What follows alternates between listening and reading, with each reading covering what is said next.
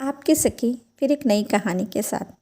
जो लोग निरंतर सत्संग करते हैं, सत्संग से मिले ज्ञान के सूत्रों को अपने जीवन में उतारने का सच्चा प्रयास करते हैं, लगातार प्रयास करते हैं, वो एक दिन सफल ज़रूर होते हैं।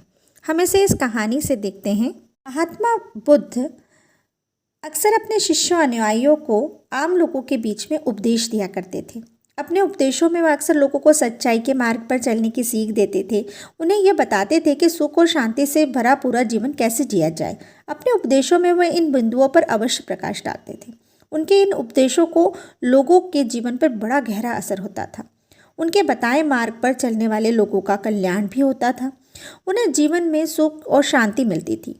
इसलिए वे जहाँ भी जाते उपदेश देते। वहाँ लोगों की काफ़ी भीड़ इकट्ठी हो जाया करती थी। लोग उन्हें बड़े ध्यान से सुनते थे। एक दिन भ्रमण करते हुए वे एक गांव में पहुँचे और वे वहाँ सुबह और शाम सत्संग करने लगे। वहाँ भी लोगों की भीड़ उमड़ने लगी। उस गांव में एक युवक प्रतिदिन भगवान बुद्ध के प्रवचन सुनने आने लगा। एक दिन उस गांव में भगवान बुद्ध के प्रवचन का आखिरी दिन था। वे वहाँ से कहीं और जाने की तैयारी कर रहे थे।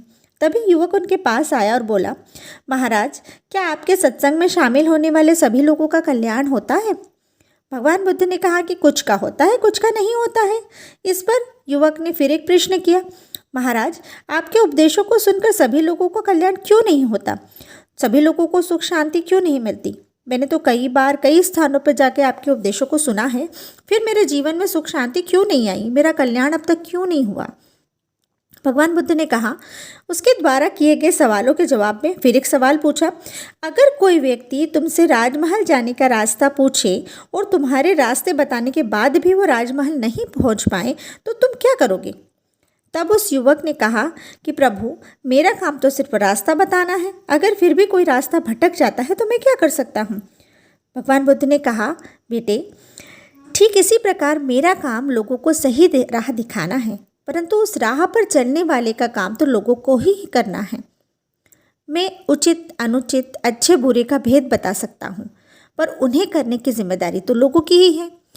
भगवान बुद्ध बोले, अपने उपदेशों में जो भी मैं सूत्र बताता हूँ उसे जीवन में उतारना या नहीं उतारना है, यह निर्णय तो लोगों को ही करना है। यदि सत्संग में मिले सूत्रों को जीवन में उतारा ही नहीं जाए तो उससे लाभ कैसे प्राप्त हो सकता है? पर हाँ, जो लोग उपदेश में सत्संग में मिले ज्ञान को सूत्रों को अपने जीवन में शामिल कर लेते हैं, उन सूत्रों का पालन करने लगते हैं, उनका कल्याण अवश्य होता है। उनके जीवन में सुख शांति अवश्य ही आती है। पर लोग उन्हें सूत्रों को अपने जीवन में अपनाते हैं, नहीं उतारते हैं, तो वे हमेशा दुखी रहते हैं।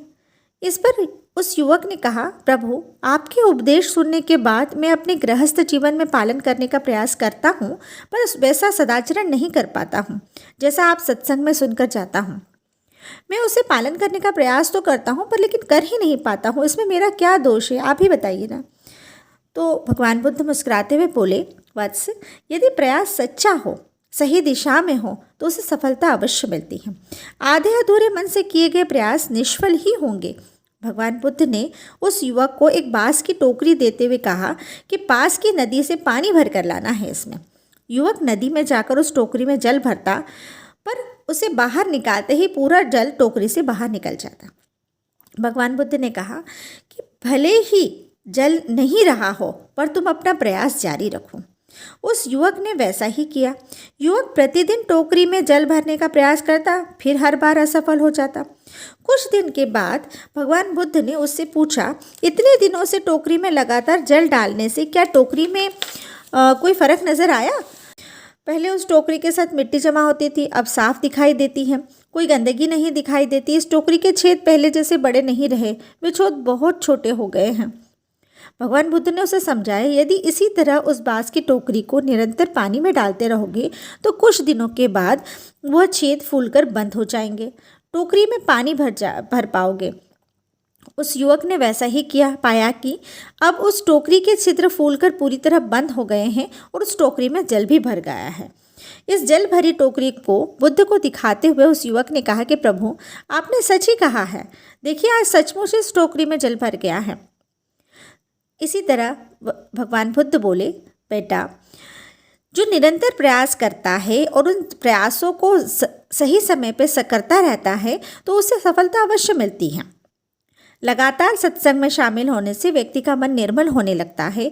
उस टोकरी के छिद्रों की तरह उसके अवगुणों के छिद्र भी भरने लगते हैं और उससे गुणों को जल भरने लगता है, जिससे उसका जीवन सुख और शांति से भर जाता है। अगर आपको ये कहानी अच्छी लगी है तो इसे लाइक, शेयर और कमेंट करें और हमारे चैनल को सब्सक्राइब ज़रूर करें ताकि आपको और अच्छी अच्छी कहानियाँ सुनने को मिलें।